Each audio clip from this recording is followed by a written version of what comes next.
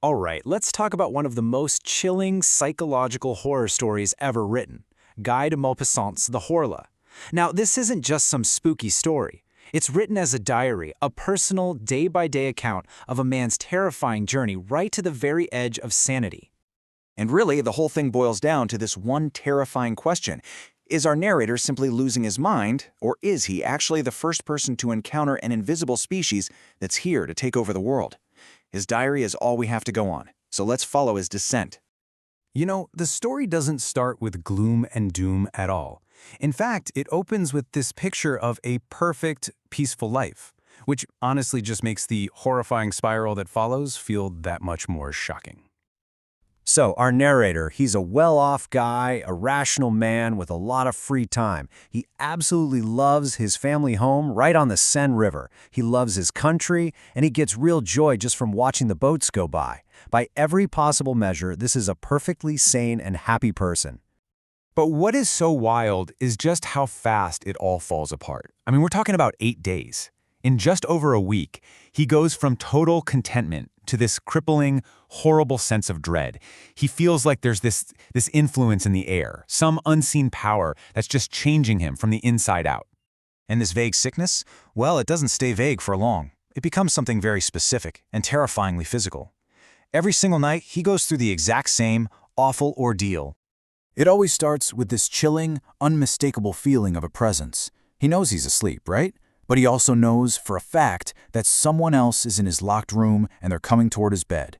He's completely paralyzed, just stuck in that horrifying space between dreaming and being awake. And then, that presence becomes a physical weight. It's not just a feeling of being watched anymore. This is an attack. An invisible thing gets on top of him, and he can feel it pinning him down. And then, the final violation.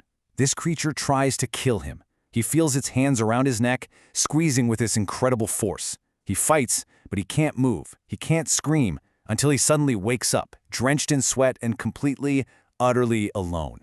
Night after terrifying night. So, understandably, he's desperate for answers. He has to leave home. He needs to figure this out. Is he sick? Is he going crazy? Or is something else going on? And his journey leads him to a couple of encounters that are going to change everything. First, on a trip to Mont Saint-Michel, a monk just completely challenges his whole way of thinking. He points out, hey, our senses are super limited. We can't see the wind, can we? But we feel its power every day. And this simple idea, it just plants a seed in his mind. Maybe the world is full of real things that we just can't perceive. Then, he's in Paris, and he witnesses something that just shatters his understanding of how the world works. He watches a doctor hypnotize his own cousin, and her will is just completely taken over. The doctor gives her a command while she's under, and when she wakes up, she has no memory of it, but she is absolutely compelled to follow through, even though it causes her huge distress. So now he's seen it with his own 2 eyes. One mind can control another, invisibly from a distance. So he heads back home, but he's armed with these powerful new ideas. His fear, it starts to turn into something else, like a determined investigation. He decides he's going to prove, once and for all, that whatever is happening is not just in his head. And you know what? The evidence starts piling up. Water and milk start vanishing from sealed containers in his room. He watches a rose in his garden bend, snap off its own stem, and then just float in the air. And then he finds it, the final, chilling piece of the puzzle. It's an article about an epidemic of madness in Brazil, describing invisible creatures that feed on sleeping people. And he remembers seeing a Brazilian ship pass right by his house on the very day all of this started. And suddenly, it all makes a horrible kind of sense.